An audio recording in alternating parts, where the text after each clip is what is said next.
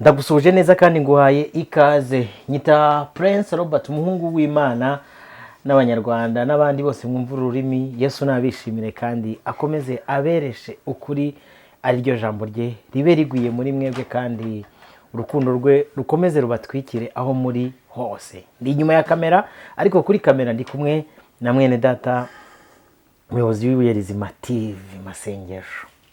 Ndakwakiriye. Murakoze cyane. Umeze ute? Ndashima umwami Yesu Kristo mu bibiriho byose, nkomeje kurindwa nawe kandi ndamwizeye. Yego, hanyuma tuje mu kiganiro cyitwa Gospel Talk. Ni ikiganiro tuganira hano twungurana, twigisha iby'ubwami bw'Imana kugira ngo nge nawe ubwanjye twungukire kugabana, hanyuma n'abadukurikiye nabo babyungukiremo. Yego. Hata abantu mudukurikiye ntimwebwe ni mu byungukiramo, kuko ari igihe dukora ikiganiro nk'ubu tugiye kugikora, ibi turaza kubyumva, bo wenda bazabyumva ejo nge nagiye mu isoko, ndyamye se dongo ndi mu buzima busanzwe. Rero hari igihe twunguka. Ejo ndi kuza ikiganiro twakoranye cy'ishusho n'imbaraga. Ndavuga ni kwera umwuka w'Imana araduhishuriye pe zaba bafite ishusho yo kwera, ariko bahakana imbaraga zako. Narebaga imbaraga zo kwera zo zarabuze. Narebaga amashusho mbona i Kigali. Yego, ni ukubera ari huri. Uriya n'abari muri Amerika babona y'amashusho, n'abari mu byaro mu ntara zitandukanye hariyo amashusho menshi. Kuri iyi social media naho hari amashusho menshi cyane, ariko imbaraga zo kwera zarabuze. Hari umubyeyi inshuti yanjye uba muri Amerika, tujya dukunda kuganira, yambwiye amashusho ariyo. Yego. Sha aho hano mu Rwanda turacyagerageza. Of course twe turacyagerageza. Ni nayo mpamvu tuba tubwira abantu ngo baprofite kano gahenge gatoya, nubwo natwe tutorohewe, ariko biracyashoboka. Yego. Ko abantu baprofita, Imana ibashyigikire kandi bakomeze. Hanyuma uyu munsi tugiye kuganira, topic yacu ni nziza. Nziza pe, ndarikiye abantu kudukurikira dutangiye kugeza dusoje. Tugiye kuganira iki? Nahoze ndi gukora ubushakashatsi, sanga ibintu byinshi bigiye bitandukanye byigishwa abitwa abakirisitu. Yego. Abakirisitu nibura 90%. Abigisha n'abigishwa ntago bamuzi. Yego. Katsubiremo. Nakoze ubushakashatsi, nyuza amaso, akabona ngo nanyujije, bakojeje baba muri bino barandika, nanjye nanyujije amaso. Yego. Ibintu byigishwa abitwa abakirisitu, ku ruhande rw'ababyigisha no ku ruhande rw'abigisha, abenshi ntabwo Kristo bamuzi. Buriya Masenge, sureba nk'hano mu Rwanda dufite nibura hari abapasiteri bagera nko ku 10 bakomeye. Uwabahamagara akabahuriza nk'ahantu muri conference, akavuga ati nimunganirize ibyiringiro byanyu byatumye mujya kubiha abandi, tuganire by'ukuri, tuganire. Yego. Ubwo duri gushingira ku byo baganirije abantu n'ibyo babigishije, cyane cyane ibyo twabonye hano ku mbuga nkoranyambaga, kuko akenshi umuntu atanga icyo afite, buriya ibihishe inyuma nibyo bikomeye. Byagorana ko muri abo bantu wenda tubare 20 ushobora kubona mu muntu uzi Kristo by'ukuri. Muri 20. Yego. Vuze bakomeye, babagabo n'abagore bakomeye hano. Yego. Nkurikije ibyiringiro by'icyo berekanye mu byo bigisha kuri Kristo. Hanyuma ubwo n'udukurikiye nawe bati dore kandi bwa bwiyemezi bwabo. Sibyo? Yego. Ati ubwo muhamwerekana yuko ari ubundi Imana yanyu ni iyihe niba mutemera y'abandi. Sibyo? Uyu munsi ndashaka ngo tujye tudenonsa. Yego. Step by step. Katurebere hamwe nk'icyo bita isabato. Yego. Isabato nk'umunsi, turebe n'umwami wayo. Ese ari igishushanyo mbonera, nasasi ikiganiro kugira ngo tukinjiremo neza. Ari igishushanyo mbonera cy'inzu. N'inzu yamaze gukurikiza igishushanyo mbonera. Yego. Aho wajya kwihagarika muri toilette yabyo byombi hakakorohera ni. wajya mu nzu kuko igishushanyo kihagaritseho nyine kirasenyuka. imvura ikunyagiye hakorohera kugama mu nzu kuko igishushanyo cyo baracyanura ahubwo bakakijyana mu nzu y'abandi iyo batari babasha gukora nyine icyo gishushanyo cyo kiba kigikenewe no kwanurwa ahubwo kugira ngo kirindwe.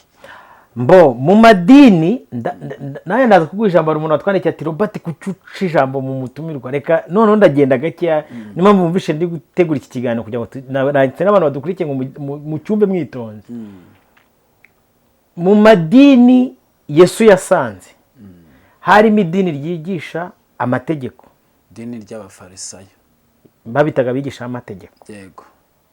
Uyu munsi mu isi yose, yego, guhera muri Amerika nk'umurwa mukuru wa Babuloni kugeza mu isi yose, dufitemo idini rimwe cyane ryigisha ibijyanye n'amategeko kurusha ayandi ryitwa Abadivantiste b'umunsi wa karindwi.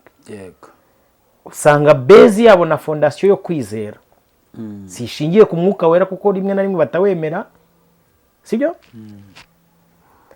Ishingiye ku cyitwa isabato. Yego. Ndaguha ikaze kugira ngo uyu munsi tuganire ese isabato nk'isabato nka fondasiyo y'umunsi wa karindwi. Yego. Nka fondasiyo y'abayitwa abakristo ariko nanone bashamikiye ku cyitwa Abadivantiste.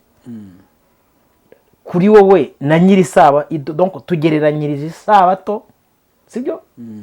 Utuhishurire n'umwami w'isabato turebe icyo dukwiriye kubaha kurusha ikindi. Pawulo yigeze abwira Abakorinto arababwira ngo mbabajwe nuko nje iwanyu nkasanga ari ngombwa ko bisaba ko twongera gushyiraho urundi rufatiro cyangwa se nkasanga ari ngombwa ko twongera kubaramiza amata kandi narinje nzi ko nje kubagaburira ibintu by'abantu bikomeye, kubagaburira ibikomeye. Muri iyi nzira yo kumenya Imana, uko umuntu agenda yegera Imana niko amaso yahumuka akarushaho kugenda amenya ibindi bintu byinshi bigiye bitandukanye. Mbivugiye ko abantu ibyo ngiye kuvuga ndabizi abantu barantuka badutera amabuye bavuge mwishyira hejuru, ariko nta kibazo na Yesu barabimubwiraga akamubwira ati si twabivuze ko ufite dayimoni, ibyo bintu uri kuvuga wowe uvuga ngo Aburahamu, wowe uri kuvuga ngo Aburahamu atarabaho uriho wowe utarageza n'imyaka 40 waruhinja utageza n'imyaka 50 Aburahamu umuzi utumuzanye mute mu byo uri kuvuga wowe. Ariko kubera ko batari bafite iyo capacity yo guhishurirwa Kristo wavuganaga nabo, baramutukaga ngo bagafata n'amabuye bakayamutera. Rero abantu bihanganire ibyo ngiye kuvuga, kandi nanjye simbivuga nk'umaze guhabwa, ahubwo ndabivuga nk'ukihuta cyangwa se nk'ugishaka gusingira ibyo Kristo yamfatiye. Nanjye ndi gusiganwa, mfite n'umwete mwinshi cyane wo kurushaho guhishurirwa Kristo, kuko nta muntu ujya uhishurirwa Kristo ngo agere mu bushorishori. Hari n'umurimo turimo uvuga ngo abahinduye benshi gukiranuka bazaka nk'inyenyeri. So tumenyaho gato rero, ngiye kubabwira gatoya namenye. Gato namenye aho gashingiye, ariko nanone kagiye kubateza impaka, nuko nabonye yuko Abanyarwanda abenshi cyane cyane abari mu madini, ibyo mwabwirijwe si Imana, ntabwo muzi Imana. N'ibyo mwabwirijwe si ubutumwa bwiza bwa Yesu Kristo, mwabwirijwe ikindi icyakora gisa nkabwo. Pawulo yandikira Abaroma mu bice 10 ku murongo wa 13 yaravuze ngo kuko umuntu wese uzambaza izina ry'Uwiteka azakizwa. Ikibazo yahise akubitana nacyo rero kuri 14 yaravuze ngo ariko se bamwambaza bate bataramwizera? Kandi bamwizera bate bataramwumva? Kandi bakumva bate ari nta wababwirije? Yego. Kandi babwirizwa bate batatumwe? Babwiriza bate batatumwe? Ngo nk'uko byanditswe ngo mbega uburyo ibirenge by'abavuga butumwa bwiza ari byiza cyane. Urumva hano harimo ibibazo bitumye mbabwira ngo abantu ntibigeze bamenya Imana. Ntabwo bari kuyimenya. Ubwo narishingiye ahantu wahereye nahumvije kuvuga uti uzanye abagabo bakomeye hano, abo bapasiteri, abapotre ukabahagarika. buri muntu wese ukamubwira uti mbwira uko uzi Imana, wakumva ntawe uhuje n'undi, kandi bahagarariye abandi bantu, abayoboke benshi babwirije, ariko uw'abadivantiste yakubwira ati icyo nzi ku Mana nuko isabato abantu batayubahiriza bari muri Babuloni y'idini kandi bagiye kurimbukana nayo. N'ikimenyimenyi twebwe twiteguye gupfira sandero, kuko twabibonye bagiye gushyira itegeko ry'icyumweru kandi twe tuzemera dupfi. Sibye ko abapasiteri buriya b'abadivantiste ntabwo bazemera, baba babeshye, ni ugushora ari abatazi gahunda zabo, bariho kugira ngo babashyire izo gahunda. Urukumva babita bashorera. noneho ariko icyama Imana igakora ku maso y'abantu bakareba, kandi igakora ku matwi y'abantu bakumva. N'abandi basenga ku cyumweru bababwira ati reka mwebwe musenga ku isabato muri abayobe, mukomeza ibintu by'amategeko n'ibiki, kandi Kristo yaraducunguye, turi mu bihe by'ubuntu n'ibiki. Mu by'ukuri Imana yacu, abo bantu ibintu byose basobanuye nta Mana irimo. Aho ngaho ibyo bavuze oya, aho hahitazamo n'abandi b'imboneko z'amezi. Abandi bati twebwe iyo kwabonetse mugomba gusiba nyine, mugatangaza konji mukareka gukora, tukajya guserebura umunsi wacu. Abo bantu bose babivuga, kandi abo bantu bose bafite abantu babakurikiye. Donc nabo turi kubwira abenshi n'abafana babo bantu. Rero twagira ngo tubabwire nk'uko mwabahagarika, ariko ubu ngubu sinzi ko nimba Robert wowe baguhagaritse hano bakakubaza ati ubundi vuga Perezida Kagame, uko wamuvuga ndahamya neza ko ibyo nge navuga utavuze byaba ari ibyo wibagiwe, ariko si byaba ari ibyo utazi. Ngira ngo uranyumva. None rero kubera iki ni Perezida umuzute ku Banyarwanda, umuzute ku Banyarwanda? Ese Abanyarwanda yabakoreye iki? Imbaraga za Perezida cyangwa se agaciro ku muturage ni akahe? Uko ibyo wasobanura nanjye bakampagarika hano ati mwese muri Abanyarwanda, yego. Aha, mugiye gusobanura Perezida w'u Rwanda. Perezida w'u Rwanda ku baturage bimeze gutya na gutya. Ibyo nasobanura bingana n'ibyo wasobanura, icyakora ushobora gusobwa cyangwa se ukagira ko wibagirwa, akaba ari ko nkunganiraho. Ariko reka nkubwire ko aba bagabo, kubera iki Perezida n'umwe kandi niwe tuzi kandi niwe w'ukuri, ariko aba bagabo ikikwereka ko Imana y'abanyamadini atari Imana imwe, buri dini ryose risobanukiwe Imana yaryo, ni ukubera ko ubahagaritse hano ntibasobanura Imana imwe. Bavuga ko ariyo bakorera, bavuga ko na Yesu ari umwe, bakavuga ko n'Umwuka Wera ari umwe, ariko ikikwereka yuko ibyo bavuga baba babeshya nuko bahagaritse imbere y'abantu basobanura ibitandukanye. Bamwe basobanura Imana y'isabato, ariko nayo batubahiriza, nabo batazi n'iki isobanuye, kuko iri jambo ry'Imana kurisobanura bisaba kurisobanurira mu mwuka. Narababwiye ngo bisaba kuba ufite umwuka wandikishije iri jambo, kugira ngo adekode cyangwa se akuremo kode zose yagiye ashyira muri izi nyandiko. Mu gihe rero uri gusoma iyi Bibiliya ushaka kuyumva mu buryo bwa siyansi, hari abantu njya mbona basigana n'abayisilamu. Gusigana n'umuyisilamu ku ijambo ry'Imana ni amakosa. N'umudive n'abandi bantu, n'umuhamya, biriya bintu ubusigana nabo nta makosa. Ubabwira umuntu nabura wemera Umwuka Wera ko yamuyobora, ujye umusengera uwo Mwuka Wera, umwature w'Umwuka Wera amubwete rero Mwami Yesu yamusanga nijoro, yamusanga ku manywa, cyangwa se naho ngaho siri place mwicaye. Bwira Mwuka Wera uti uyu muntu arakwemera ariko ntarakwakira, kandi tugiye kuvuga ibyawe, ibintu birimo kode wowe udekoda wenyine. Musanga umujyemo dore yabyemeye, hanyuma umusobanurire, umwumvishe ibyo ngiye kumusobanurira. Ariko umuntu utemera Umwuka Wera wamwihakanye ku mugaragaro, kandi biratubwira ko abamwihakana nyine ni ba Antikristo.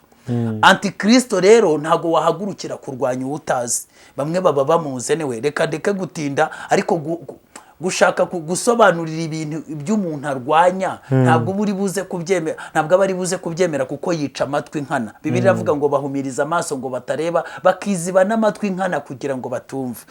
So no kuvuga ngo rero aba bantu bamwe yaba ari Yesu umwe bavuga, ubu ngubu habayeho gahunda ya ndi umunyarwanda. Iyaba ari Yesu umwe bavuga, haba hariho na gahunda ya ndi umukristo, urumva? Ariko hariho gahunda ya ndi umudive, ndi umwadeperi, ndi umwangirikani, ndi uwo kwa Masaso, ndi uwo muri Sayoni, ndi uwo kwa Ntunza. Urumva ntabwo ari aba Kristo.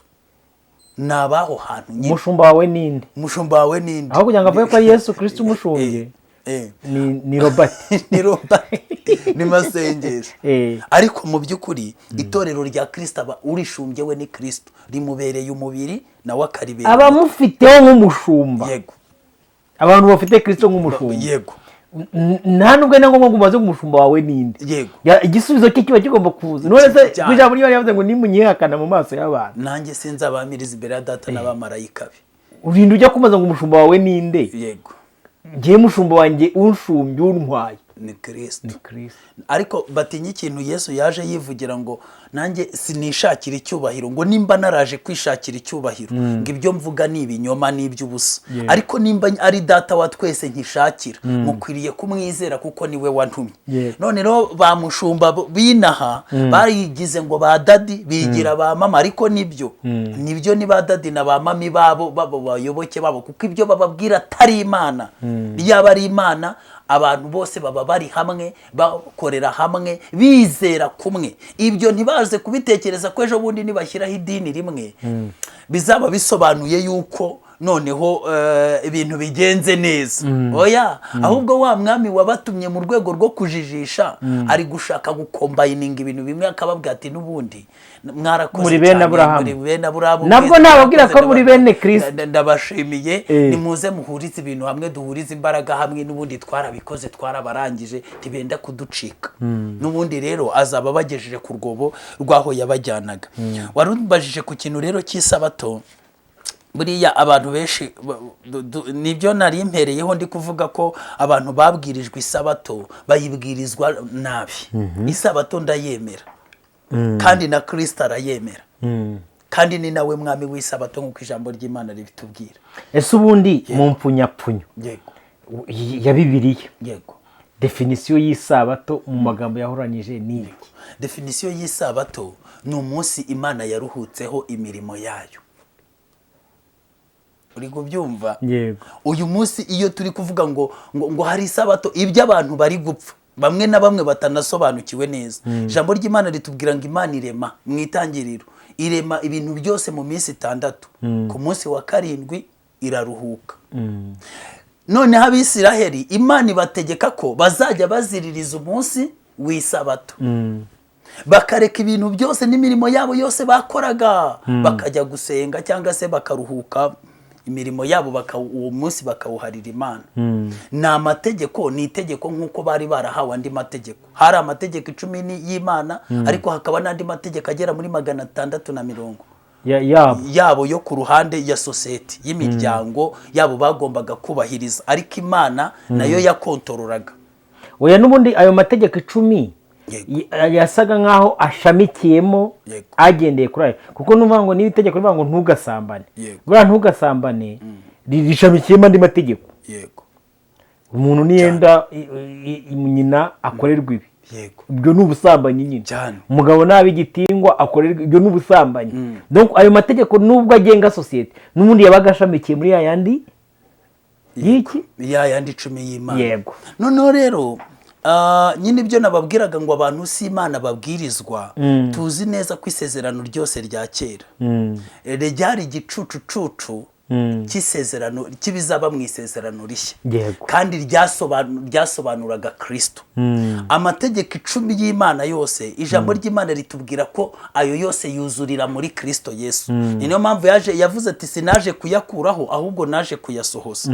Ni nk'uko wambajije uti mbese igishushanyo cy'inzu bamaze kuyubaka, barangije kuyubaka, buri dirishya barishyize aho rigomba kujya, basakaye inzu, bateye amarange, icyo gishushanyo kiba kikiri ngombwa? Ntabwo kiba kikiri ngombwa, kiba ari icyo kubikwa hariya. Wenda nimba ari aba inspector bazaza cyangwa abagenzuzi bakaza kukubaza atari ko igishushanyo twaguhaye niyo nzu wubatse, autorisation wahawe niyo nzu wubatse. Icyo dukwiriye kureba nuko kuvuga ati dore ngiki gishushanyo, mureba aho mwari mwambwiye gushyira amadirishya niho ari, ubuso bwayo niko bungana, uburebure nibyo nyine bagomba kurebera ku gishushanyo. Niyo mpamvu isezerano rya kera turifite nk'igishushanyo cyo kureberaho ngo mbese uko byari byarahanuwe niko byagenze. uyu munsi nicyo ritumariye byonyine Yego. nta kindi ariko uyu munsi kugira ngo ba bantu nababwiye ngo ibyo babigisha si ijambo ry'Imana bafata amategeko yo muri cya gihe cya kera cyo mu isezerano rya kera barangiza bakayazana mu rishya bakavanga isezerano rya kera n'irishya kugira ngo ibyo babahaye aba ari ibintu. Nawe urumva inzu wayivanze n'igishushanyo byaba bimeze gute? Donc ubaka urukuta rumwe rw'inzu ahandi uhita uvuga uti ku gishushanyo uru rukuta rwari rumeze gutya uhite ugenda wemprime cya gishushanyo rwa rukuta aho wakabaye wubaka amatafari uhita uhabamba cya gipapuro nyine gishushanyijeho rwa rukuta urumva noneho nurangiza uzamura usakara uvuga uti inzu nayirangiza cyangwa se nugera ku mabati uvuga ati igisenge ndakigira igisenge uhita cya gishushanyo atereka igisenge cye kimeze gutera ugende wemprimishe ibipapuro haje ibimashini byemprima cyane uhite wemprima rwa rupapuro uhita uzukubiteho hakabaye hajya amabati uvuga uti se si igishushanyo cyawe mwe waburamburanye cy'inzu nayujuje. Ibintu abantu bize ni bene ibyo ngibyo ni donko ni ibyo bikuta bivanze n'ibipapuro byose n'ibishushanyo byose inzu nyirizi nivanze n'ibishushanyo byayo. Hari ahantu hatari ibikuta hari ibipapuro. ubwo ndi kureba inzu yego imwe irimo amategeko yego indi irimo imiryango 12 ya bene Yakobo yego ndi kureba inzu ivangavanze yego y'ubuntu y'abanyabuntu ndi kureba inzu y'abanyesabato yego ndi kureba inzu y'ibitereko by'amatabaza ahantu yego. Ibyo bintu byose nyine urabizi ko ahantu hose biravanze. So abantu rero babona ibyo bintu ntibaze kugira ngo bari kureba inzu ndi kureba ikindi kintu andi matafari. Ubwo iyo tubihuza abantu mujye mutwumva abari gazamo amahishurirwa ahantu nyina wa Yesu afite ijambo kurusha Yesu cyane ahantu bagomba kugera kuri Yesu banyuze kuri nyina. Ndi kureba inzu nyine ndeba n'indimi uburyo ziri kunyuranwa. Yego. Kandi aba bantu ngo bari kubaka inzu bagiye kureba iki? Ngo bagiye kureba Yesu nyine bagiye kugira. Urumva rero niyo mpamvu nabwiye abantu bene data bavandimwe ijambo ry'Imana twahereho ryatubwiye ngo rese bari kubwiriza gute nta wabatumye. Aba bantu batumwe n'inda zabo. Abandi batumwa n'indi gahunda iri inyuma y'ibyo tudashatse ko babwira. Abandi batumwa na Satani. Baraje rero babwiriza ubutumwa bwa Satani ariko buvamo idini. Baprofita inyota y'agakiza kari inyota yo gushaka Imana yari iri mu mitima y'abantu. Basa nk'abayifiringa. Basa nk'abayuzuza ariko ntibayuzuza amazi yarakwiye kubamara inyota. Abantu dukurikiye batwumve neza. Yego. Kandi batwumve neza. Urabona ijambo ry'Imana n'ubwiru nk'uko babivuze ni kode. Yego. Urabona mu ngobyi ya Edeni umuntu amaze gucumura Imana yimwirukanyemo. Yego. Ariko mu kumwirukana Bibiliya avuga ngo Imana yazaga kuganira n'abantu bayo mu mafu ya nimunsi bakagirana ikiganiro. Yego. Uko Imana iganira nubwo abantu birukanywe mu ngobyi ya Edeni baracyabyibuka. Yego. Sibyo? Hanyuma iyo abantu bumvisha umuntu avuga ati nyamara Imana iracyaganira nanjye. Uzareba abahanuzi bo kuri za YouTube ukuntu abantu baza birukanka bamwirukanyira ngo baje kumva icyo Imana ivuga. Nuko ukuntu Imana ivuga biryoha. Yego. Ariko hari marayika uhagaze mu ngobyi ya Edeni umukerubi uvuga ati wisubira mu ngobyi ya Edeni ugifitiye icyaha. Yego. Uyu muntu rero gutwarwa n'amategeko washutswe n'uzanye n'inda washutswe n'abantu bo mu kinyejana cya 19 ejo bundi n'8 gutyo sibyo kuko abenshi iyi miryango yitwa iyiyobokamana nyinshi abacura bitekerezo baye abenshi baba muri Amerika. Yego. Aba Ellen White ba Joseph Smith ba Tesla so n'abandi benshi sibyo bagiye bakreatingira abantu ikintu kibahamagara ko baje kuvugana n'Imana ariko bashaka gusubira mu ngobyi ya Edeni bajyanyeho n'icyaha kandi bibagiwe ko hari marayika ufite inkota ubatangira. Mushaka waje gusubiza abantu mu ngobyi ya Edeni by'ukuri komeza uko nguko niko kuri kandi basubireyo byanyabyo nibamumenya emere bamukurikire basubire muri iyo ngobyi ya Edeni kuko nk'aba turebe bano bisabato niba uyu munsi turi kuganira bamwita Ellen White, yego, umucurabitekerezo munini cyane wagiye wiba ibitekerezo by'abandi bantu bishamikiye ku cyitwa ubuhanuzi. Mumbabarire abadivantisite b'umunsi wa karindwi munyumve neza, ntabwo ndi kubarwanya. Ndagira ngo mbashyikirize umusaraba n'uwo wubambweho by'ukuri na mwene data turi kuganira. Yigeze kuvuga ijambo rikomeye, aravuga ngo abarushye n'abaremerewe musange baruhure. Definisiyo y'isabato nk'uko mwene data yabivuze ni ikiruhuko, hepo, ikiruhuko. Umuntu aza yararushye, yari ari mu miruho akaruhuka. Uruhura abantu rero ndashaka ko ari uhuza. Niyo mpamvu navuze ngo igishushanyo mbonera n'inzu. Ese dukwiye kureba igishushanyo mbonera akaba ari nacyo tujya kwihagarikamo, cyangwa dukwiye kwinjira mu nzu? Nibyo nahereyeho ku ijambo nahereho mvuga ngo ntago bari kwigisha batatumwe. Urumva ko ntago wavuga Yesu utarahura nawe. Niyo mpamvu nababwiye ngo ibyo bababwiye bitandukanye na reality. Bavuga n'ibyo bigisha ibyo bahuye nabyo. Bigisha ibyo bahuye nabyo. Rero ntibahuye na Yesu, niyo mpamvu batabigisha Yesu. Ariko abantu bahuye na Yesu ntabwo batekereza isabato nk'umunsi. Batekereza isabato nk'umwami w'isabato ari we Kristo. Niyo mpamvu nyine aba bagabo kubera ko batigeze bahura na Yesu, bagiye bitekereza bagakora abantu b'abacurabwenge babo bashinzwe kurundanya ibintu by'amategeko, ibintu by'ibimenyetso, ibintu bita ibihamya n'imihango n'imigenzo, kugira ngo muri byo bishakiremo inzira biyitirira yuko igera kuri Kristo, ariko mu by'ukuri itajya kuri Kristo. Niyo mpamvu navuze ngo abantu bari buze kudutuka. Ubu ngubu bigoye kubwira abadivantisite bari mu gihugu bose yuko batari bahishurirwa Kristo n'amategeko yose bazi. Bigoye kubwira ba ADEPR yuko Kristo ibyo babwirijwe atari Kristo. Bagutera amabuye. Biragoye kubwira umuntu wo muri Kiliziya Gatolika. Yego. Ukaga ati ntago Mariya yagushyikiriza umwana we nk'uko mubitekereza. Erega noneho bo biba bigeze mu yindi kesi. Umukatolika we abakwiriye kumenya kuri atari na Mariya.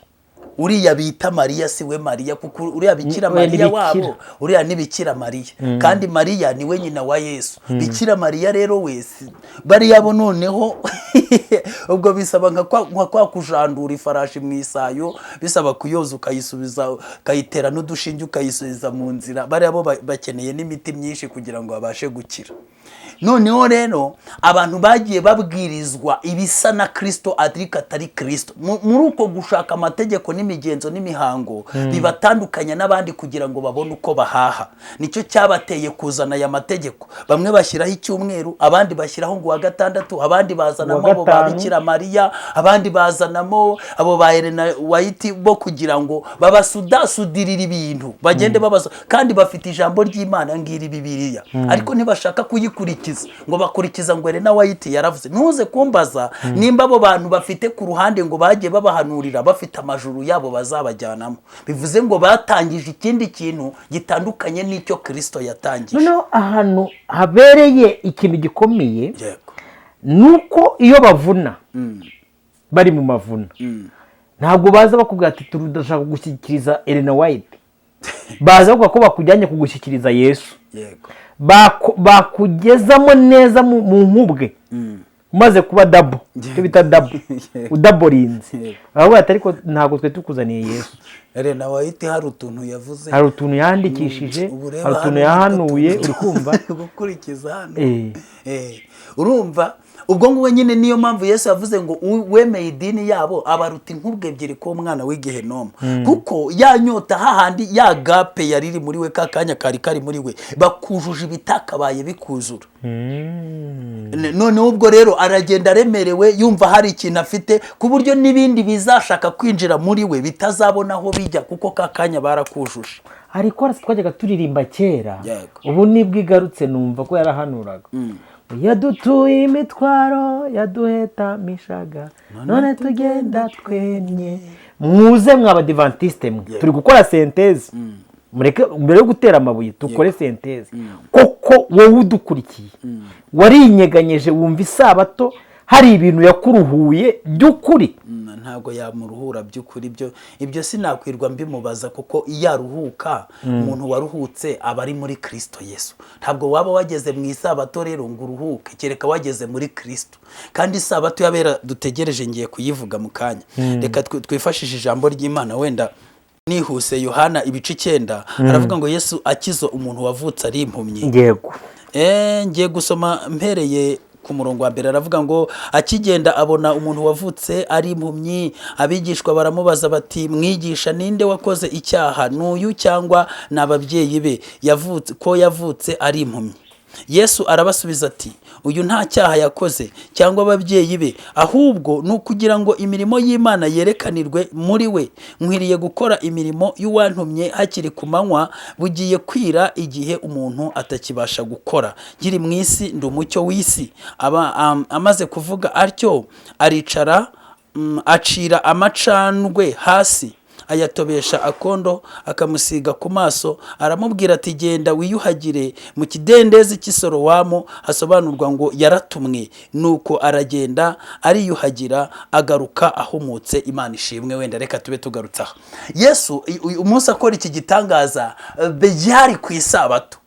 Bibiliya iravuze ngo akigenda, bivuze ngo Yesu ku isabato we nk'umwami w'isabato ntabwo yaziririzaga isabato, ahubwo yakoraga ku isabato. icyo bitaga isabato we yayikoragaho imirimo myiza.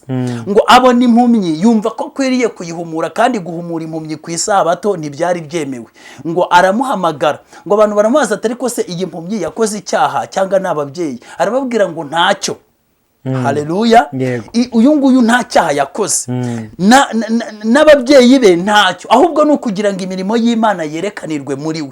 Nkiri mu isi ndi umucyo w'isi. Iyi mirimo yerekanwaga ni iyihe? Ntabwo ari ugukiza umuntu gusa, ahubwo ni ukubereka imirimo ye igihe ikwiriye gukorerwa, naho ikwiriye gukorerwa, n'uburyo ikwiriye gukorwa. Niyo mpamvu bavuze ngo nkiri mu isi ndi umucyo w'isi. Ni ukuvuga ibindi bintu mubona bimurika bidaturutse muri Kristo, bidaturutse kuri Kristo cyangwa bitari Kristo, ni izindi muri zacuzwe zicurirwa ahantu runaka. Yesu yerekana ko agomba gukiza, abantu bagomba gukora. Yaragendaga, turabizi, agaca mu mirima, abantu bagaca amahundo bakirira izuba riva. kandi urabizi bo ngo ku isabato barya ngo izuba rirenze. Ntumbaza abantu bose nimba ari n'Abayisirayeli. Birantangaza niyo mbonye Abanyarwanda ngo bibombaritse mu isabato ngo turaza kurya, ngo uyu munsi ngo naguteka turarya ngo izuba rirenze. Hibaza ubundi ku isabato yari n'iy'Abisirayeli. Hari itegeko ry'Abisirayeli. Ubundi twe Bamowabu, abanyamahanga, Banyegiputa mwe, Banyetiyopiya, mwisanisha n'amaraso ya bene Yakobo. Ikijya kwica abantu baravuga ngo turi Abisirayeli ngo mu buryo bw'umwuka, ko mudakora iby'umwuka ashaka. Aha niho Yesu yageze aravuga ati muri abaso Satani, kuko ibyo mutekereza ni nabyo so atekereza.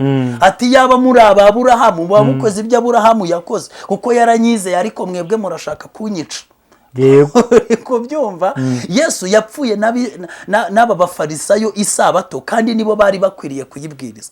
Muvandi, wari ubizi neza ko kimwe mu byaha Yesu yazize no gukora ibitangaza ku isabato nacyo byari birimo. Yesu akababwira ati ariko mwikomeze ibyo bintu, kuko ninjye mwami w'isabato, kandi naje kubereka umucyo ukwiriye kuvira mu mwijima. Ariko ngo Yesu yaje ari umucyo, abantu banga umucyo bakunda umwijima.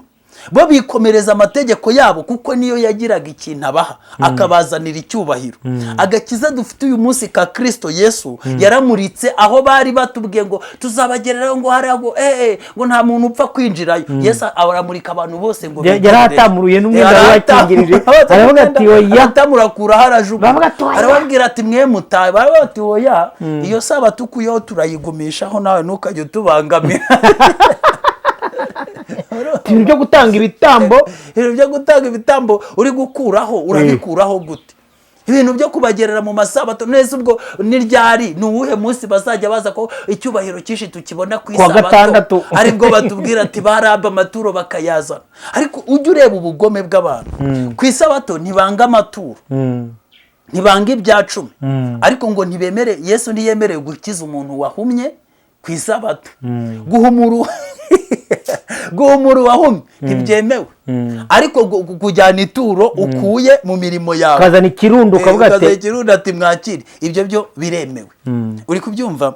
Noneho ngo nawe arabasubiza ati ni njye. Ubwo nyine nabari bari kumugira impaka bavuga ati se ni we wakize cyangwa si wowe. Iyi mpumyi irababwira ati ni njye we wakize. Arabasubiza ati wa muntu, nawe arabasubiza ati ni njye. Baramubaza bati mbese wahumutse ute? Arabasubiza ati wa muntu witwa Yesu yatobye akondo akansiga ku maso, arambwira ati ijya i Sorowamu wiyuhagire. Nuko ndagenda ndiyuhagira ndahumuka. Baramubaza bati ari hehe? Ati simbizi. Uwari impumyi bamushyira abafarisayo, kandi ubwo hari ku munsi w'isabato. Uwo Yesu yatobeyemo akondo akamuhumura. Nuko abafarisayo nabo bongera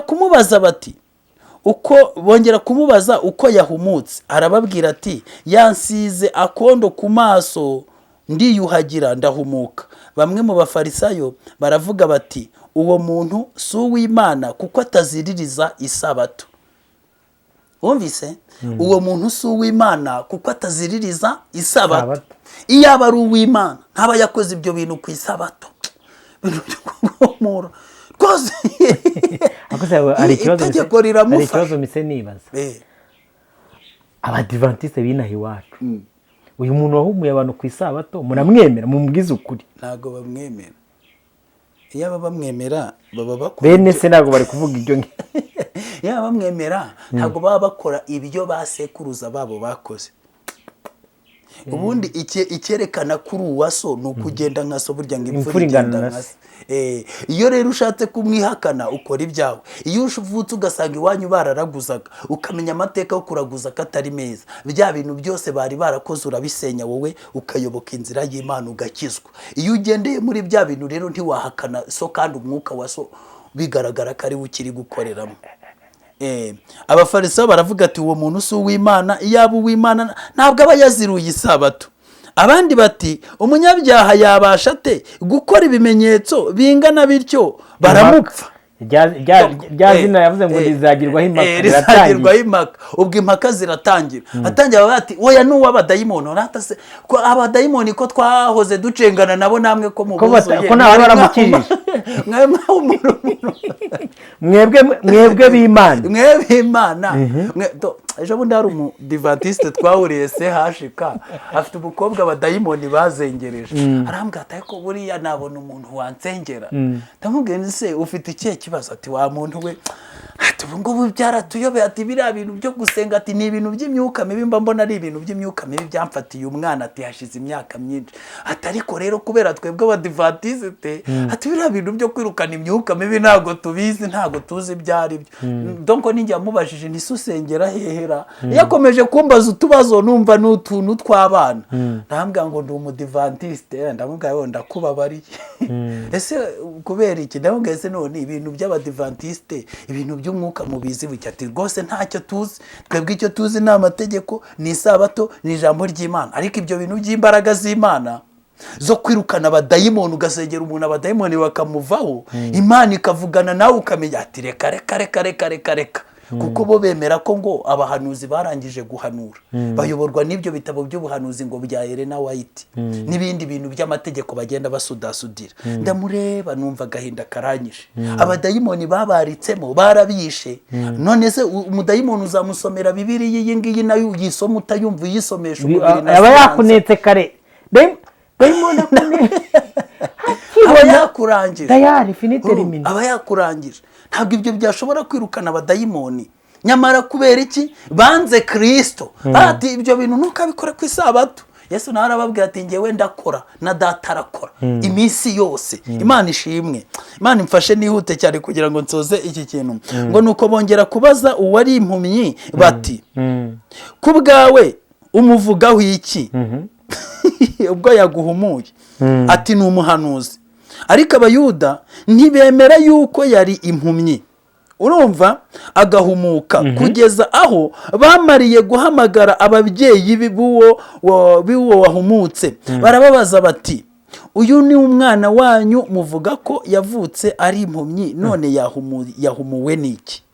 Ababyeyi be barabasubiza bati tuzi yuko uyu ari umwana wacu kandi yavutse ari impumyi none arareba, ariko igitumye areba ntitukizi kandi n'uwamuhumuye ntitumuzi.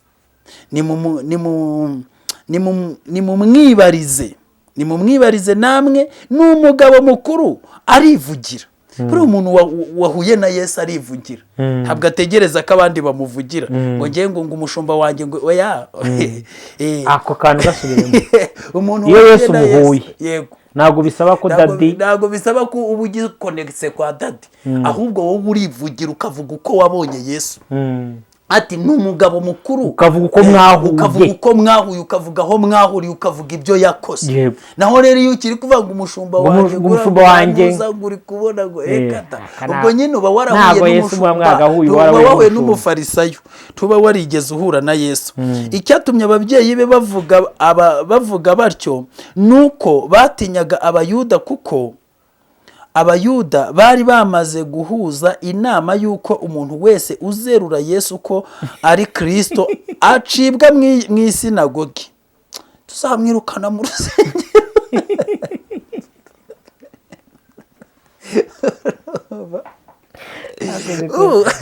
Abantu benshi batinye kwatura izina rya Yesu kugira ngo batabirukana. Najya numva rya jambo rya Yohana ngo yaje mube, abe ntibamwe.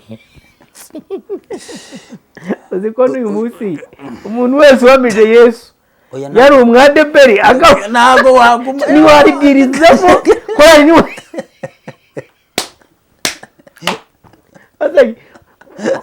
kuvuga ko Yesu mwahuye gusa ugasobanura abantu ko mwahuye. Ujya guhura nawe se ubwo yatse audience kwa mushumba kwa Elena G White, nimba atariho yaciye nta kuntu ubwo se mwahuriye he? Ibyo wabisobanurije n'ubu inama zirakorwa rwishwa. None se ugira ngo ntibahuje umugambi? Ubundi aba bantu bose nyine kuko ari intoranwa kandi bazi icyo baje gukora, bahuje umugambi, bahuza n'inama yuko umuntu wese uzahishurirwa Yesu agomba kuva muri bo, kuko yabamenera ibiryo akabamenera imbehe. Ejo buri nibwo nari ndi kubwa abantu twari turi kumwe mu materaniro, nge nari umuvuga butumwa utumirwa ahantu hose, n'ahatari muri ADPR naratumwimirwaga. Ariko uyu munsi usibye ko bantumiye nta nakwemera kujyayo, nge najyayo. Ariko urumva nge muzantumire nzaza mvuge Yesu neza. Rwose sensa ntago ziba zikumva. Ahubwo hari ibintu byambayeho. Mizi yashize barantumiraga, untumiye niyonye hari umugore n'umugabo senye ibintu by'abandi shari kusha. Hari umugore n'umugabo akwamaga kugira uburyo gukundamo. Bamwatse mushumba rwose wazampamagaye nkaza kuvuga Yesu wanyu neza. Ngo yashango bira bintu byanyu wapi? Oya, ubutumwa tuvuga urumva ko nahoze ndi kukubwira ngo dufite intambara imeze nk'iyo ba Paulo bari bafite.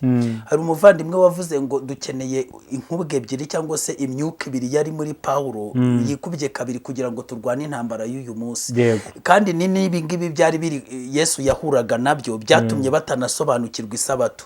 Hari ukuntu abanyamadini bafasha abanyarwanda n'abandi bantu bose batuye isi barabakomveka, babakomvekamo ikindi kintu kitari Kristo ariko gisa nawe, bakizanisha ibitangaza n'ibimenyetso. Ibi birakoreka bituma abayoboke babo babyizera, bagira ngo bizeye Kristo nk'uko abafarisayo byari bibamereye. Rero byari bigoye kuza Kristo kuza kubabwira ati abo bafarisayo banyu bose ni indyarya n'abariganya bazabona n'ishyano, n'ibintu mwese n'ababakurikiye mwese muri nkubwe ebyiri ndetse muzanarimbuka. Byari bigoranye cyane, ari ikintu gikomeye, ariko kwari ko kuri. Niyo mpamvu rero bamwe batabyemeye, ariko ngo ababyemeye bose bakizera izina rye, yabahaye ubushobozi bwo kuba abana b'Imana. N'iki gihe rero biragoranye kandi birakomeye. Twikomereze ku isabato. Yego.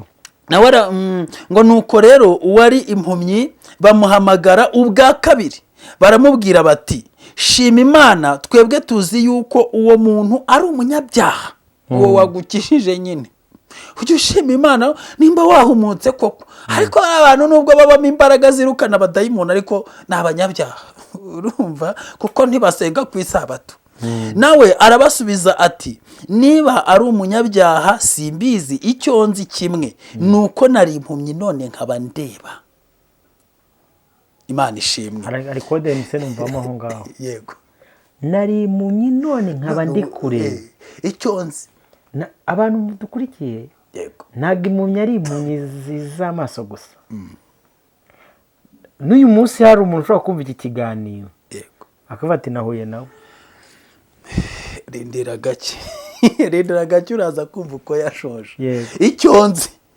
Aba bantu nubwo mubatuka, nubwo muvuga ko ari abanyabyaha, nubwo muvuga ko ari abasazi, ariko icyo nzi nuko nahuye nabo ndi impumyi, ariko uyu munsi nkaba ngira gute, nkaba ndeba. Ibyo kuvuga ngo n'abanyabyaha, ibyo kuvuga ngo n'abayobe, ibyo kuvuga ngo ntibazi ijambo ry'Imana, ibyo kuvuga ko nta hantu mu bitabo by'abafarisayo byanyu mu bafite, simbizi. Icyo nzi cyo nuko mpura nabo ndi impumyi ariko tugatandukana mbonye. Naka kondo n'isiro wa muri kuvuga. Yego. Nabonye baprodinga nyuraho banditse ngira ngo ni bene wacu. Yego. Ariko uwo bavuga yampumuye.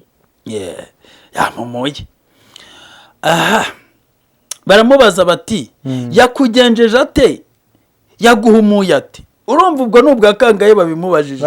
Arabasubiza ati maze kubibabwira ntimwabyumva, icyo mushakira kubyumva ubwa kabiri ni iki?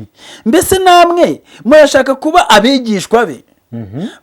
Baramutuka. Umuntu wahuye na Yesu atangiye akazi. Ko kubabwira ati muze kwa Yesu nyamara ntayishuriwe. Nimwe muzi ko nanjye nubwo nari impumyi ndindagira ariko twateranaga, sinarinda uwanyu. Ntimuzi ko nanjye nari uw'imbere, ko nahuye nawe mwagiye kuba abigishwa be. Ese namwe mwafashe yamumuye gusa. N'umuntu w'imbere yahumuye cyane rwose. Urumva ngo baramutuka. Hari abantu bari buze kwandika muri komantere badutuka. Abo ngabo nyine niyo gahunda. Urumva baramutuka, baramubwira bati ni wowe mwigishwa we, ariko twebweho turi abigishwa ba Mose. Abigishwa ba Mose bose turabasuhuje. Abanze Kristo bakikundira Mose. Turabasuhuje tunabasezera kuko mugiye gusigarana n'ibyo mwiringiye hano. Yasobanukirwa impamvu bateye Stefano amabuye. Yavugaga ngo ahijuriwe Kristo. Ibintu byo guhijurirwa Kristo byari byemewe. Erega mukuri mu isoko ry'imbura mu maro ukuri ni kwemewe. Urumva ngo baramututse, Bibiliya ntiyigeze isubiramo ibitutsi bamututse. Ariko buri baramuhindanije. Ntago muri aba banuza hari kubura munuza.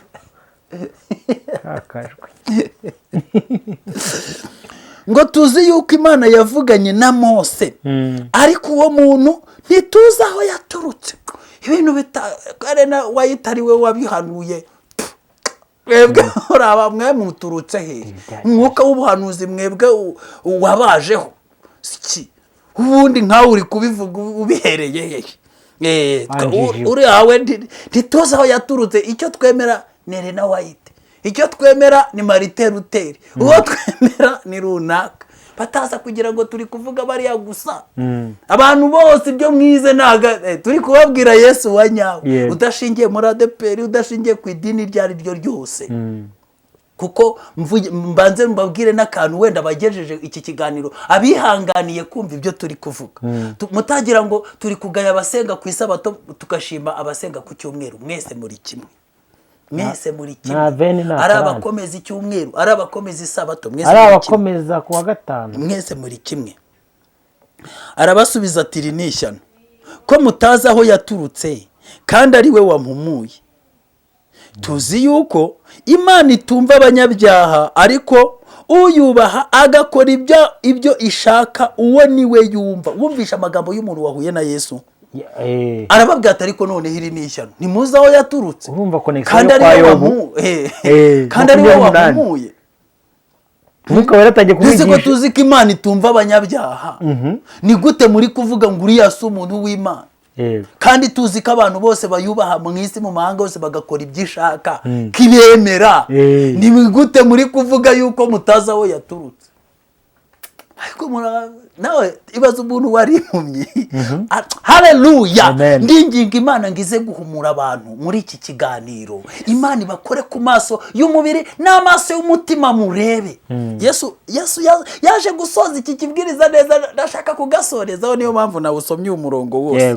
32 uhereye kera kose 34 baramusubiza bati wowe wavukiye mu byaha bisa, ni wowe utwigisha. Bamusonikira hanze. Hundi wowe igihe twahereye duharira nawe runo rusengero n'urwasco, hari pasiteri, urere na White, uri bishop, uri apostle, uri mundurin hawavukiye mu bya. Ubwo rero ngo nibo bavukiye mu gukiranuka, bo batamenye Kristo, bo batarabigishwa, batarahura nawe bagihumye, ngo nibo bagihumye atarahumura, ngo nibo bigi, ngo nibo abantu bavukiye mu gukiranuka, bibombarika kuko bambaye amakanzu yanditseho amategeko. Ubwo ntihavuzemo nk'akaso kuba ngo toka kore bareze barimo reze, urumva gutukana se ndibirimo hano. Hebo ndibabura no gutukana, kugusunika hanze bajugunya no kukwica, barakwica iyo urebye nabi. Wowe wavukiye mu byaha bisa koko, niho utubwiye ushaka kuzana ibintu byo kutwigisha amasengesho na Robert mwigize cy'ubundi. Ubwo ngubwo mufite dogitora zingahe, mufite amadini yanyu abaheye mwebwe ubundi.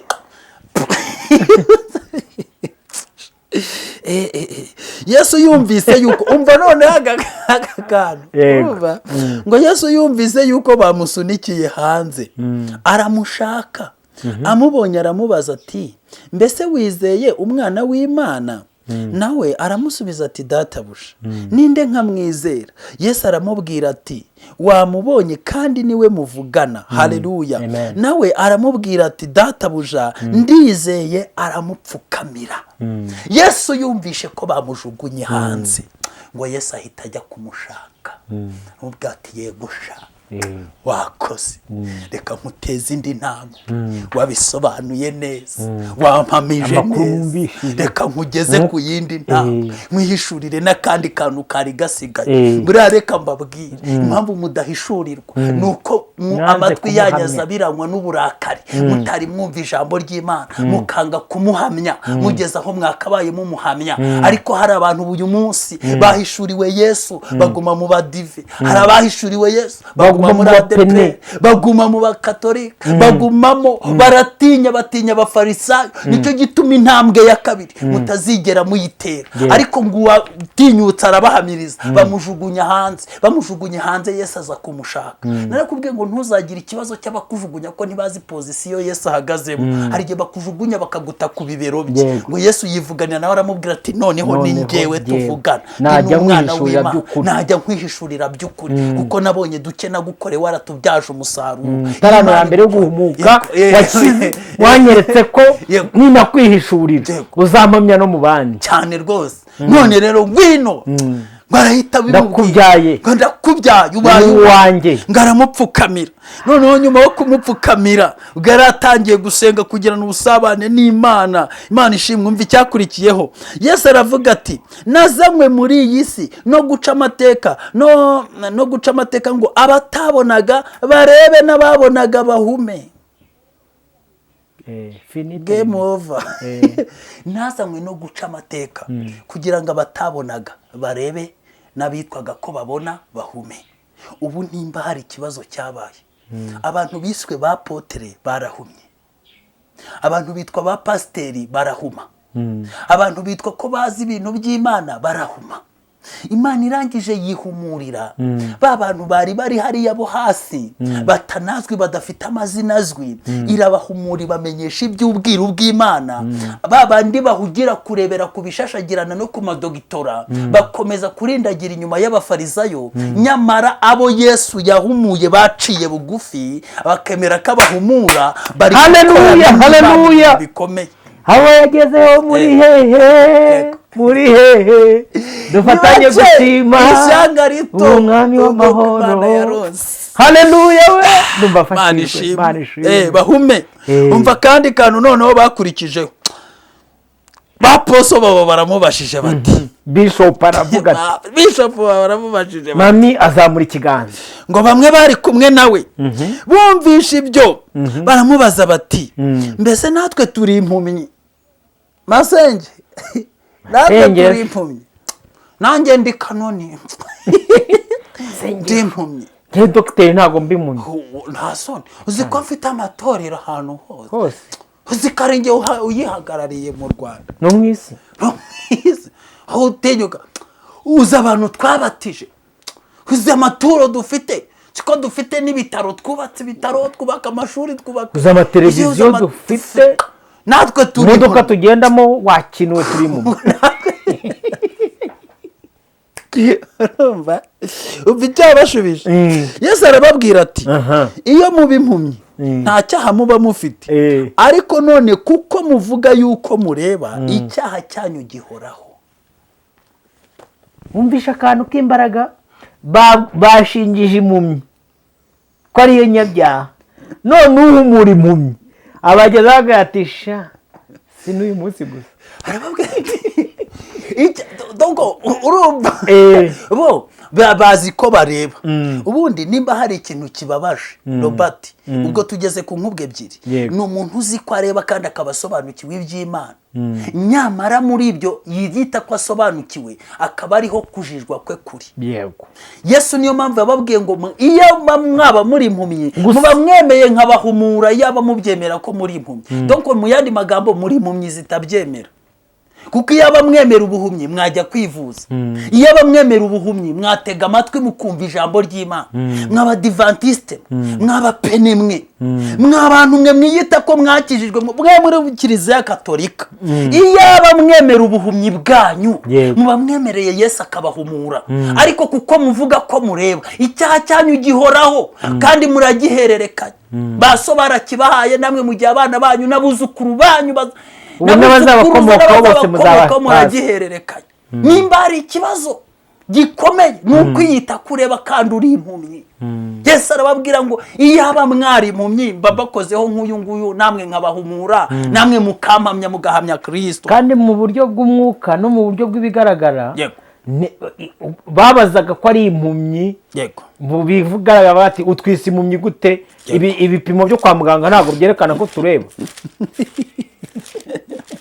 aho hari mu arega bajyaga baje gushaka Yesu ari umutego gusa bamushakira cyane rwose uyu muntu avuga ngo turi impumyi kandi Dr. Dupimire turebe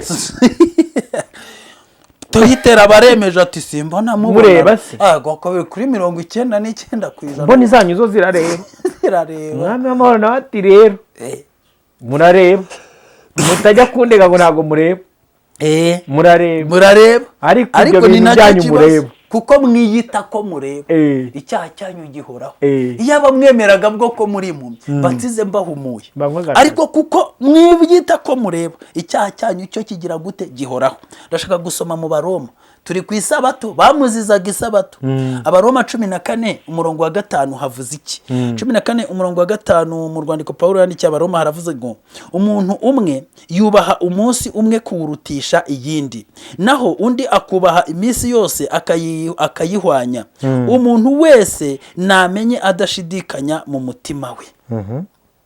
Imana ishimwe kuba waba umwe ufata umunsi umwe ukawurutisha indi ku bwa Kristo ntacyo bitwaye no kuba waba ufata iminsi yose ukayihwanya ku bwa Kristo ntacyo bitwaye ariko ikibazo si umunsi ikibazo kuri uwo munsi ukoramo iki wizera ndi nimba ibyo mubikora ku bwa Kristo nta kibazo buriya ikibazo cya mbere nuko mucira imanza abahwanya iminsi yose ubundi iminsi yose ni iminsi kuva ku wa mbere kugeza ku wa nyuma ni iminsi aho wasengera Kristo Imana yacu si Imana y'iminsi ni Imana y'ibihe byose ntabwo Imana yacu iboneka ku wa gatandatu iboneka ku cyumweru ntabwo ari Imana y'iminsi iyo bita nyiri ibihe ibihe byose ni iby'Uwiteka wafata iminsi yose ukayihwanya wafata umunsi umwe ukawutoranya nimba ubikoze ku bwa Kristo uri muri wowe warahumutse yaraguhumuye ntacyo bitwaye, ariko nimba ubikoreye kugira ngo uzibeshya akagira muzate musohora mujugunye hanze, uzahumuka mugasohora mukajugunya hanze, icyo gihe icyaha cyanyu gihoraho. Icyaha cyanyu gihoraho.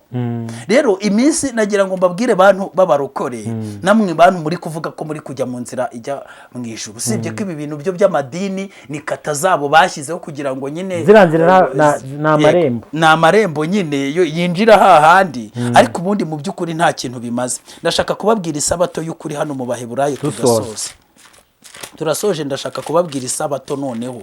Bibiliya twahereye kare tubabwira yuko nimba ijambo ry'Imana ritubwira ko tudafite agakiza k'amategeko, kuko dufite agakiza gaturuka mu kwizera Yesu Kristo, nk'uko andi mategeko yose tutakiyigenderaho, ahubwo yuzurira muri Kristo Yesu twakiriye, kuko ari we mwami w'isabato, akaba ari we mwami wa byose, kandi akaba ari we nibaza n'ibitambo n'ubundi batambe. Si amategeko 10 se, kuki bakuramo rimwe se bakumva ko ari ryo bakwiriye kubahiriza, andi bakayashyira ku ruhande? Hasi wamugani bigenda gute?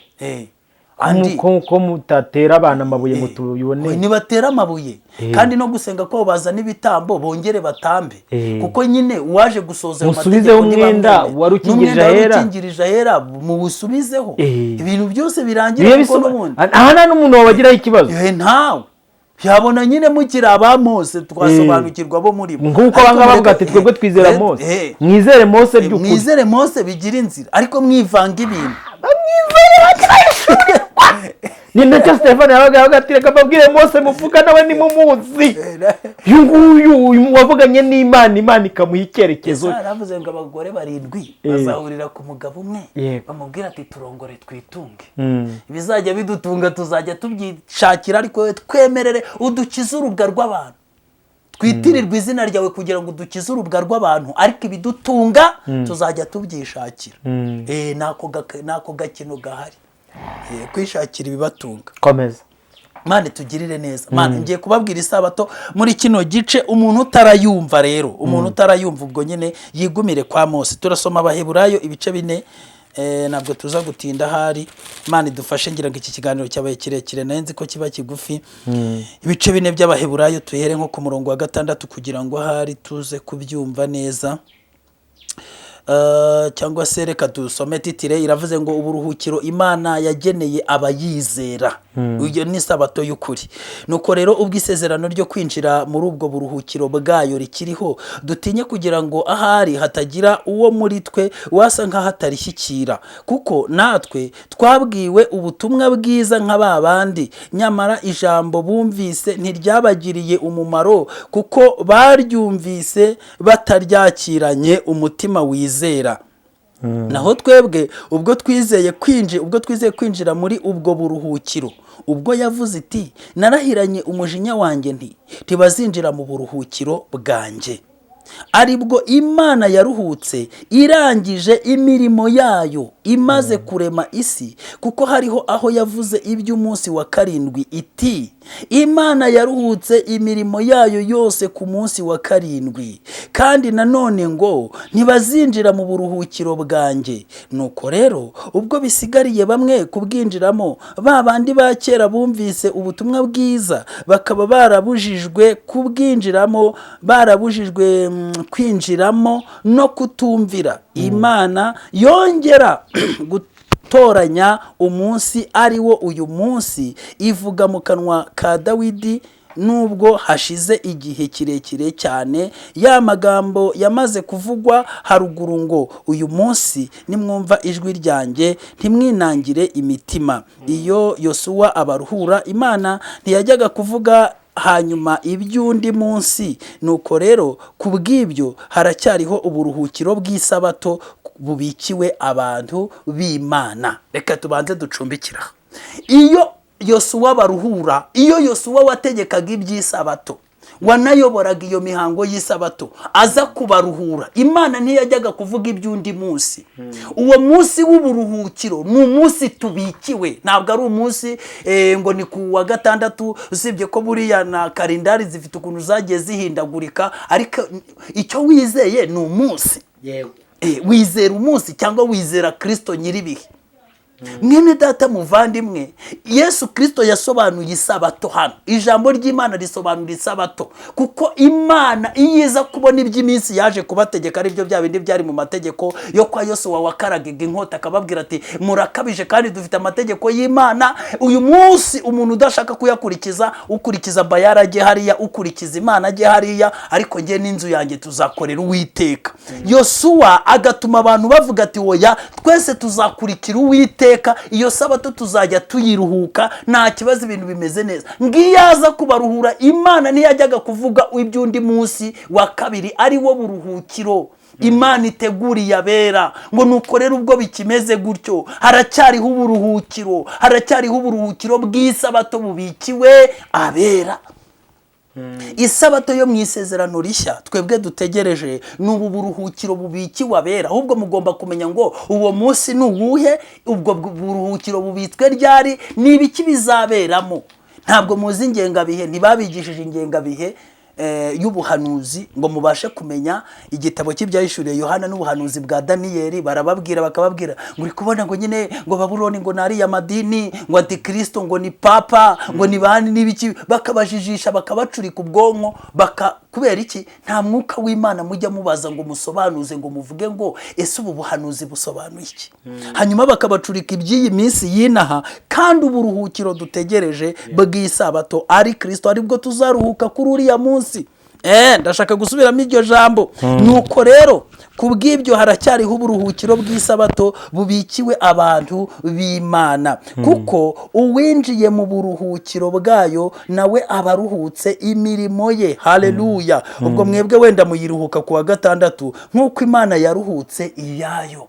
Sirivupure, uwinjiye mu buruhukiro bw'iyi sabato abaruhutse imirimo ye, bivuze ngo ntazongera gukora. Nk'uko Imana yaruhutse iyayo ikaba itazongera kurema isi n'ijuru. Imana yaruhutse irangije kurema. Natwe igihe cy'isarura n'igishira tuzaruhuka, ubu utazongera guhangana n'iyi miruho y'isi. Icyo gihe nibwo buruhukiro bw'isabato Imana yateguye. Ese ubwo buruhukiro n'ubwaryo ari tuzabwinjiramo ryari? Isabato yacu izabera hano ku isi mu ngoma y'imyaka igihumbi.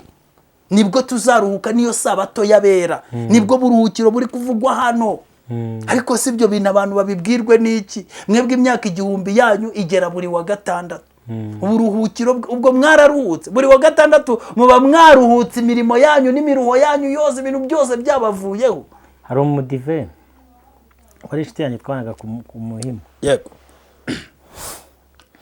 Sha ibintu byose arabiruhukaga. Kwita abana niba ataruhukaga. Biruhukaga. Uri kumva? Akabana nambwa ko se mwana kuruhuka ibindi. Yego. Ibintu by'abana kutajya ubiruhuka. Akabatesa. Tuzajya n'ibyara. Abiruhuka n'aya mata ya Tuzajya nirira n'undi ndimu. Urumva? Ndasoje 11 nuko tugire umwete wo kwinjira muri ubwo buruhukiro, kugira ngo hatagira umuntu ugwa akurikije icyitegererezo cya babandi cyo kutumvira. Babandi nabahe? Niba abafarisayo babwiraga abantu iby'isabato, ariko umwami w'isabato yaza bakamwica bamuziza isabato. Nuko rero natwe tugira umwete wo kwinjira muri ubwo buruhukiro, kugira ngo tutamera nka babandi bakomezaga iby'umunsi kuruta nyir'iminsi, byatumye baza no kumubamba bakamwica. Uyu munsi akaba yarapfuye, ariko nabwo bakakomeza kubabwira ati twebwe dukomeze ibyacu nta kintu bizabamarira. Nuko ijambo ry'Imana kuko ijambo ry'Imana ari rizima, rifite imbaraga kandi rikagira ubugi buruta ubw'inkota zose, rigahinguranya ndetse kugeza ubwo rigabanya ubugingo n'umwuka, rikagabanya ingingo n'umusokoro, kandi rikabangukira kugenzura iby'umutima wibwira ukagambirira. Nta cyaremwe kitagaragara imbere yayo, ahubwo byose bitwikuruwe nk'ibyambaye ubusa mu maso y'izatubaza ibyo twakoze. Imana ishimwe cyane. Bene data bavandimwe, inshuti z'umusaraba, mwari mudukurikiye, uburuhukiro bw'isabato y'ukuri dutegereje nubwo kuzaruhuka turi kumwe n'umugeni n'umukwe wacu ari we Yesu Kristo, ndetse itorero rya Kristo riri kumwe na Kristo, kandi bakazaruhuka ikiruhuko cya nyacyo. ikiruhuko cya nyacyo ubwo tutazongera gusubira muri iyi mibabaro. Naho ibintu byo kubabwira ngo rero ngo gusenga ku isabato nta kintu byakumarira. Ntabwo Imana yumva ku wa gatandatu, nta nubwo yeza abantu ubwo iyindi minsi rero yose yaba ari iminsi y'ibyaha gusa. Biramutse bityo ari iby'umunsi. Iki sabato ya kera yashushanyaga byashushanyaga Yesu Kristo uzaruhukana n'umugeni we muri iriya myaka 1000. Rero ubwo uwo byashushanyaga yasohoye, mureke twiyambura ibituremerera byose turebe umwami w'isabato ari we Yesu Kristo, kandi dutegerezanye amatsiko n'ibyiringiro kuzaruhukana nawe muri iyo myaka 1000, tukaruhuka iyi sabato y'ubu buruhukiro. Musome kino gice neza, nkivuze nihuta kubera ko twari dusoje nyine ikiganiro cyamaze kuba kinini cyane, ariko mugisome mucyanarize n'abantu bose bari kubabwira ibintu bigendanye ngo n'isabato, ngo no kuwa gatandatu, ngo no ku byumweru, ngo n'iki byose tutitaye aho byakomotse. Nababwiye ngo byose ni ibinyoma. Ariko cyumweru nimba wizera ko Imana ikumva kubwo ari icyumweru, cyangwa ukabura umukiranutsi kuko usenga ku cyumweru, uri impumyi kandi icyaha cyawe gihoraho. Nimba wumva ko Imana ikumva kuko wasenze ku wa gatandatu, cyangwa ukumva ko uri umukiranutsi w'Imana wubahirije itegeko ry'Imana ryo gusenga ku wa gatandatu, nawe uri impumyi kandi icyaha cyawe gihoraho. Cyangwa ku wa gatanu n'indi minsi. Ahubwo umuntu wumva ko Yesu Kristo ari muri we namuhanga amaso kandi amenye ko Yesu akeneye kubana nawe ibihe byose. Kuri njyewe rero isabato nemera ndayibabwiye, n'uruhande mperereyeho ndarubabwiye. Ubundi umwuka wera w'Imana akomeza abaganirize. Mwakoze cyane kudutega amatwi. Amen. Ndabashimiye mwe mwese mwabanye natwe muri iki kiganiro. Nk'uko umusore n'umukobwa iyo basoje ubukwe bigira mu cyitwa honeymoon, abumva bizerana natwe ko Yesu ari umutware wacu, ari wadukoye amaraso y'igiciro. Mbararikire ejo bundi mu isabato twigiriye muri honeymoon yacu y'imyaka 1000. Mwakoze kubana natwe. Ibiganiro byacu nakagaruka. Shalom shalom. Naho buta. Ciao ciao.